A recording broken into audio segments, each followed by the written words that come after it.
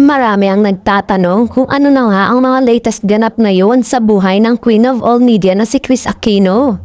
Pagkatapos kasi niyang ibalita last year na magbabalik na siya sa telebisyon at gagawa uli ng show sa ABS-CBN ay wala nang narinig uli mula sa kanyang madlang people. Kahit nitong nagdaang Pasko at Bagong Taon ay hindi nagparamdam ang TV host actress sa social media, kaya naman hindi maiaalis na mamiss uli siya ng kanyang mga loyal supporters.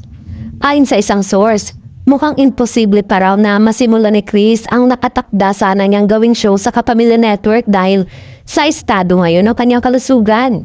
Baka raw kapag itinuloy ang naturang proyekto ay makasama lamang sa kanyang kondisyon, kaya posibleng maantala muna ito at hindi pa rin sure kung kakayanin na ni Kris ang demand ng pagsabak uli sa telebisyon.